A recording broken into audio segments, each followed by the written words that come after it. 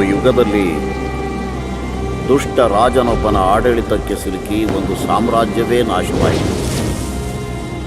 ಆ ಸಾಮ್ರಾಜ್ಯದ ಅಂತ್ಯ ಯಾವುದೋ ದೇಶದ ರಾಜನಿಂದಲ್ಲ,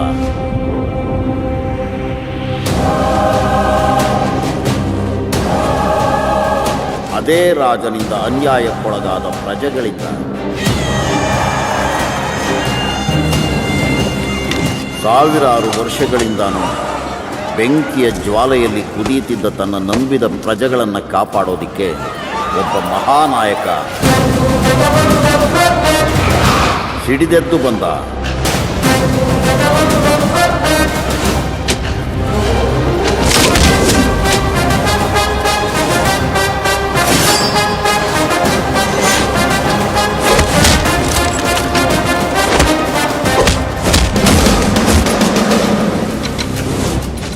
ಭೂ ಸುಧಾರಣೆ ಕಾಯ್ದೆ ಅಡಿಯಲ್ಲಿ ಸರ್ಕಾರ ಕೊಟ್ಟಿರೋ ಭೂಮಿನ ಇಲ್ಲಿನ ಬಡವರಿಗೆ ನೀವು ಸರಿಯಾಗಿ ತಲುಪಿಸಲಿಲ್ಲ ಅಂದ್ರೆ ಇದಕ್ಕೆಲ್ಲ ಯಾರು ಹೊಣೆ ಆಗಾದ್ರೆ?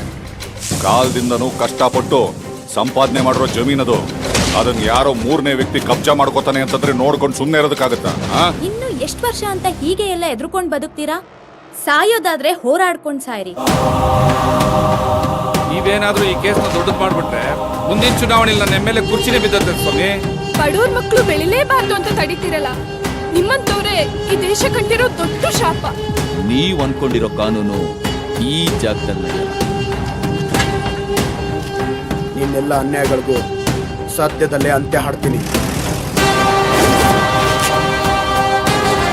ಕಾಲದಿಂದ ನಮ್ಗಳ ಮನೆಯಲ್ಲಿ ಜೀತ ಮಾಡ್ಕೊಂಡಿದ್ದವರು ಇವತ್ತು ನಮ್ಮ ವಿರುದ್ಧನೇ ನಿಂತಿದ್ದಾರೋ ಅನ್ನೋ ಅಹಂಕಾರದಲ್ಲಿ ಜಾತಿಗ್ರಸ್ತ ಮನಸ್ಥಿತಿಗಳು ಕ್ರೌರದಿಂದ ಮೆರೆದಿರೋ ನರಗುಂದ ಹತ್ಯಾಕಾಂಡ ಮೇಲೆ ಇದು ನರಗುಂದ ಹತ್ಯಾಕಾಂಡ.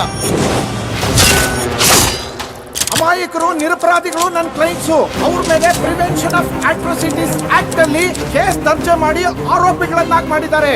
ಇವತ್ತು ನೀವಿದನ್ನ ಪ್ರಾರಂಭ ಮಾಡಿದ್ದೀರಿ, ಆದರೆ ಇದನ್ನ ನಾವು ಅಂತ್ಯ ಮಾಡ್ತೀವಿ.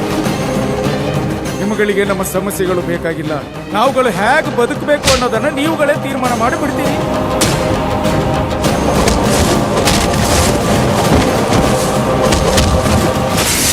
ಅದೇನ್ ಮಾಡ್ತಿರೋ ನನಗೆ ಗೊತ್ತಿಲ್ಲ. ನಾಳೆ ಒಳಗಡೆ ನನ್ನ ಮಗ ತಲೆ ಬಿದ್ದಿರ್ಬೇಕು.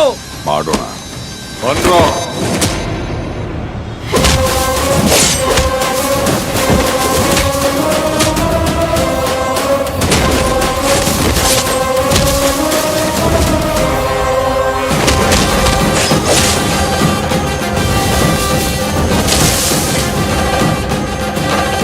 ದೇವರ ದೃಷ್ಟಿಯಲ್ಲಿ ಎಲ್ಲರೂ ಸಮಾನರೋ ಇಲ್ವೋ ನನಗ್ ಬೇಕಿಲ್ಲ, ಆದ್ರೆ ಸಂವಿಧಾನದ ದೃಷ್ಟಿಯಲ್ಲಿ ಮಾತ್ರ ಇಲ್ಲಿ ಎಲ್ಲರೂ ಸಮಾನರೇ.